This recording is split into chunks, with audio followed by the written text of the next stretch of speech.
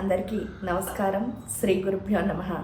దత్తాత్రేయ సమారంభం స్వప్రకాశానంద మధ్యమాం అమృతానంద పర్యంతం వందే శ్రీ గురు పరంపర.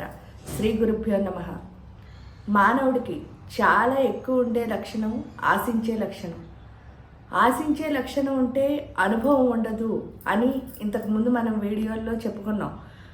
అసలు అనుభవం ఉండకపోవడానికి కారణం ఏమిటి అని ప్రశ్నించుకుంటే, ఎందువల్ల అంటే ఎప్పుడైతే ఆశిస్తున్నామో మనం దేన్ని కోరుకుంటున్నామని చూస్తే చూడండి, ప్రతి దానికి రిజల్ట్ కోరుకుంటున్నాం. ఆ రిజల్ట్ ఏంటి అంటే, నేను వీళ్ళకి చేశాను, వీళ్ళు ఇది చేశారు, వాళ్ళకి ఇది చేశాను. ఏంటంటే నేను ప్రతిసారి ఆశించే లక్షణం ఉన్న వాళ్ళ యొక్క బాధ ఏంటి అంటే, నేను అందరి కోసం అన్నీ సాక్రిఫైస్ చేసేసాను, అందరికీ అన్నీ ఇచ్చేసాను, వాళ్ళెవ్వరూ నాకు అంత మోతాదులో ఇవ్వటం లేదు అన్నదే వాళ్ళ నుంచి వచ్చే ఏదైనా కూడా. ఎప్పుడైనా సరే నువ్వు నిస్వార్థంగా ఇస్తే నిస్వార్థంగా వస్తుంది, స్వార్థంగా ఇస్తే స్వార్థమే కదా వస్తుంది. అదే ఫస్ట్ అర్థం చేసుకోవాల్సిన విషయం. స్వార్థమే కదా వస్తుంది అంటే ఏంటండి అని అంటారు. నేను పలానా వాళ్ళకి ఇచ్చాను, వాళ్ళ నుంచి నేను ఆశిస్తున్నానంటే ఇది బిజినెస్ అవుతుంది తప్పితే ఎక్కడైనా నువ్వు వాళ్ళకి ఇచ్చినట్టు ఎలా అవుతుంది అసలు?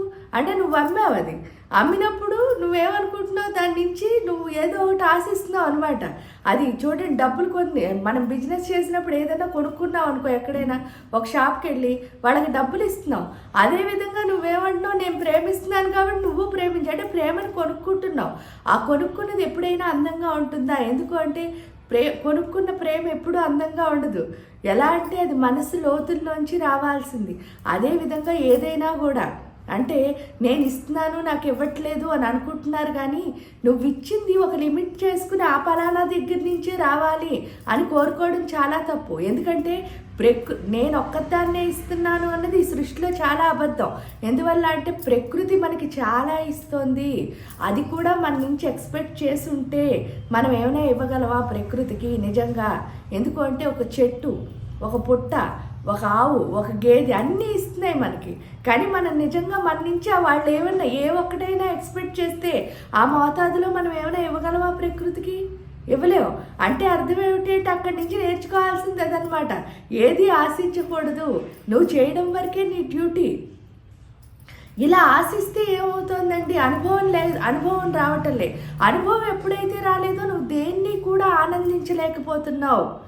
దానికి ఉదాహరణ చూడండి, 3 ఆల ఫార్ములా: ఆశించడం, అనుభవం, వచ్చేసరికి ఆనందం. ఆనందం అనేది పోతుంది. నువ్వు ఆశించడం అనేది ఎప్పుడు మొదలు పెట్టావో ఆనందాన్ని కోల్పోతున్నావు. దానికి ఉదాహరణగా ఒక కథ చెప్తాను చిన్నగా అర్థం అవడానికే. ఒక గురువు గారు ఒక శిష్యులు ఒక ఆశ్రమంలో ఉన్నారట. శిష్యుడు ఆ గురువుని నమ్మి ఆశ్రమంలో అలా ఉంటే గురువు ఏం చేస్తారు, రోజు సత్సంగం చెప్తున్నారట. సత్సంగం విన్నంతసేపు హాయిగా ఉంటుందిట. ఆ తర్వాత ఏంటంటే ఈయన బాధలు ఈయనవే. మళ్ళీను ఇంటికి వెళ్ళేసరికి భార్య, పిల్లలు, అమ్మ, నాన్న, అత్త, మావ ఇవన్నీ గొడవలు ఉన్నాయి. ఇవన్నీ చూసేసరికి ఆయనకు ఒకరోజు చాలా చిరాకు వచ్చిందిట. గురువుగారు చెప్పిన వేదాంతం అంతా బాగానే ఉంది, కానీ అది నా జీవితంలో ఉపయోగపడిందా? ఎందుకు అంటే ఉపయోగపడితే కనుక అక్కడున్న ఆనందమే ఇక్కడ ఉండాలి కదా, నేను ఎందుకు బాధపడుతున్నాను అని ఒక డౌట్ వచ్చి ఏం చేశారట, గురువుగారి దగ్గరికి వెళ్ళి ఒక రోజున అడిగారట. ఏమని అంటే, గురువర్యా ఇదేమిటి ఇలా జరుగుతోంది? ఇక్కడ ఉన్నంతసేపు హ్యాపీగా ఉంటాను, ఇంటికి వెళ్ళేసరికి మళ్ళీ నాకు ఎన్ని బాధలు. అసలు ఈ సృష్టిలో ఉన్న బాధలన్నీ నా ఒక్కడికే ఉన్నాయా? అందరూ బాధ పెట్టేవాళ్ళేనా? నన్ను ఎవ్వరూ హ్యాపీగా ఉంచరా అని ప్రశ్నించినప్పుడు గురువుగారు ఏం చెప్పారట, ఆనందం అన్నది ఎక్కడో లేదు నాయన, బాధ అన్నది కూడా ఎక్కడో లేదు. ఈ ప్రశ్నకి అన్నీ నీలోనే ఉన్నాయి. అవి ఎలా ఉన్నాయి అన్నదానికి సమాధానం చెప్పే ముందు మన ఇద్దరం కొంతసేపు అలాగా ఆ తోటలోకి వెళ్ళి వాకింగ్ చేద్దాం, నడిచొద్దాము అన్నట్ట. నడిచొద్దాము అంటే శిష్యుడు అన్నట్ట, సరే గురువు గారు అన్నట్ట. ఎలాగైనా ఈయన చెప్పారంటే ఆ నెక్స్ట్ మినిట్ నుంచి నేను మొత్తం హ్యాపీగా ఉండొచ్చు, కాబట్టి నడవడం ఏమిటి, ఏదైనా చేయొచ్చు నా ఆనందం కోసం అనుకుని చెప్పేసి శిష్యుడు వెళ్ళాట. వెళ్ళేసరికి నడుస్తుండగా ఏమైంది అంటే, అక్కడ సీతాకోక చిలుకలు చక్కగా పువ్వుల మీద వాళ్ళున్నాయట. వాళ్ళుంటే గురువుగారు ఏం చెప్పారట అంటే, ఆ సీతాకోక చిలుకని పట్టుకొని ఆయన అన్నారట.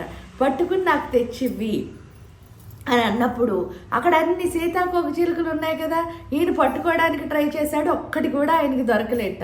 దొరకకపోయేసరికి ఆయనకి అసంతృప్తి వచ్చింది. అసంతృప్తి వచ్చేసరికి చాలా బాధపడుతూ గురువుగారి దగ్గరికి వచ్చి, గురువుగారు మీరు అడిగిన ఒక్క సీతాకోక చిలుక కూడా ఇవ్వలేకపోయాను అని బాధపడుతున్నట్ట. సరేలే, ఇవ్వలేకపోయావు, తోటంతా తిరుగుదాం మళ్ళీ అన్నట్ట. అని చెప్పేసి తోటంతా తిరిగిన తర్వాత నీకు సమాధానం చెప్పే టైం నాకు దగ్గర పడింది నాయన, మన ఇద్దరం ఇక్కడ కూర్చుందాము అన్నట్ట గురువుగారు. అనేసరికి ఒక చెట్టు కింద, అంటే చాలా ఎక్కువ కొమ్మలు వచ్చి కిందకు పువ్వులు అలా వాలుతూ ఉన్న ఒక చెట్టు మీద చెట్టు కిందన మధ్యలో గురువుగారు శిష్యుడు కూర్చున్నట్ట. కూర్చునేసరికి ఆ పువ్వుల మీదకి మళ్ళీ వచ్చి సీతాకోక చిలుకలు బోళ్ళని వాలేట. ఆ వాలడంలో ఆ సీతాకోక చిలుకలు ఆ కొమ్మల మీదే కాకుండా ఈ గురు శిష్యుల భుజాల మీద కూడా వాలేట. వాలేసరికి దాన్ని చూసి అసలు శిష్యుడు ఎంతో సంతోషించాట. గురువుగారు మీ భుజం నిండా సీతాకోక చిలుకలు ఏంటి అంటే, నీ భుజం కూడా చూసుకొని ఆయన నీ భుజం మీద కూడా ఉన్నాయి అని చెప్పారట. చెప్తే అవును గురువుగారు, నా భుజం మీద కూడా ఉన్నాయి అని చెప్పినప్పుడు చాలా ఆనందంగా ఆ సీతాకోక చిలుకల్ని చూస్తూ ఒకళ్ళనొకళ్ళు చూసుకుంటూ ఎంజాయ్ చేశారు. చేసిన తర్వాత గురువుగారు ఒకటే చెప్పారట, ఏంటి అంటే చూడు నాయన, అక్కడ పట్టుకోలేదని బాధపడ్డావు, కానీ ఇక్కడికి వచ్చేసరికి నీ ఒంటి నిండా అవే ఉన్నాయి అంటే అర్థం ఏమిటి అంటే నువ్వు పరిగెట్టినప్పుడు దొరకలేదు కదా అని చెప్పేసి, అదే ఎక్స్పెక్టేషన్, ఆశించే లక్షణం. ఆ ఆశించడం వల్ల నువ్వు అక్కడ బాధపడ్డావు. ఇక్కడ నీకు అసలు ఏ ఆశ లేదు, మామూలుగా వచ్చి కూర్చుంటే నీ మీదుగా వాలేసరికి చూసావా నువ్వెంతో ఆనందపడగలిగావు. ఈ ఆనందం పొందాలి అంటే నువ్వు అక్కడ ఆశించడం మానేయాలి అని చెప్పారట. చెప్తే అప్పుడు ఇది ఎలా సాధ్యం గురువుగారు, మీకు ఎలా సాధ్యమైంది అంటే గురువుగారు ఒక్కటే చెప్పారట, ఏంటి అంటే ఇదంతా సాధన ద్వారా మాత్రమే సాధ్యమవుతుంది. ఎందుకంటే సాధనమున పనులు సమకూరు ధరలోన, అంటే సాధన ఎప్పుడైతే చేస్తామో మన పనులన్నీ అంత అనుకూలంగా మారి ఆనందము అన్నది మనకు వస్తుంది.